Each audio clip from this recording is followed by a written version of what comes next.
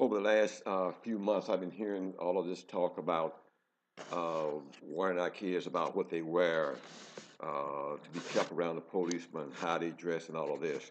I grew up in Mississippi, and I knew what was going on. I knew when Emmett Till was killed. I saw a picture of his body in every magazine. But my parents never did come back to us and frighten us because of what had happened to Emmett Till, because they didn't want to create fear in our minds. When they tried to kill my father and myself, I was a little stressed that night, but the next day I was okay.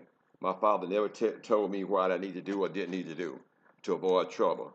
When they caught me and my brother in Yazoo City, Mississippi, and they had put up roadblocks, they wouldn't let anybody in or out, and we were not supposed to be there. It was a joke to us. We were just like laughing. And we had to go up to the Mississippi River on the levee and ride that levee all the way out of Yazoo County. We couldn't go back to Jackson. I'm not sure why. My uncle was in Jackson, and we would not have had a problem because that would have been protection for us. So we didn't grow up on that kind of concept. It just didn't happen. Um, on a Friday, they killed a man in Amite County, and the next day we had to go to work. And so we went to work, and the man kept calling me boy, and I said, I'm not a damn boy. And I threw one of the tools I had down. My dad thought I was going to hit that guy. And I got up and I walked off and I hitchhiked back home. I didn't work the full day. So when you take a child and you frighten him and you build fear in his mind about what's going to happen to him, it goes through his whole system. It affects his whole mindset. And he is afraid of whatever challenges or things that may frighten him because of what you've done. So I'm not saying don't tell your kids about what can happen to you on the streets. What I'm saying to you, don't create fear in a kid's mind about they're going to probably be shot, which is possible it's not going to happen to everybody.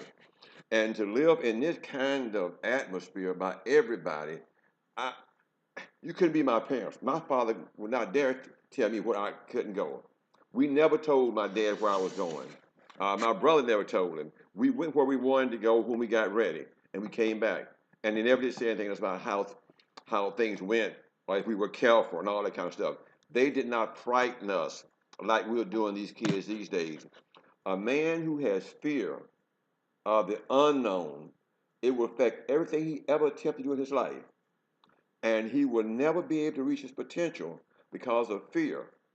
And kids take on fear because of parents. And that same fear goes to the next generation. So we messing with our kids, especially with these boys. We are really messing with these boys' mind with this kind of stuff that we putting out there. I call it garbage. I realize that there are going to be some kids going to be shot. It would be no way I would want to tell my son or my grandson what I've heard on newspaper and pulpits and everywhere else about being afraid or being careful or wearing certain clothes and all this kind of mess. It's not going to happen. I'm not going to do it. I didn't do it with my son. Even when he told me the cops were following him, I am not going to do it. Even with my grandson. It doesn't make sense. It's a waste of time.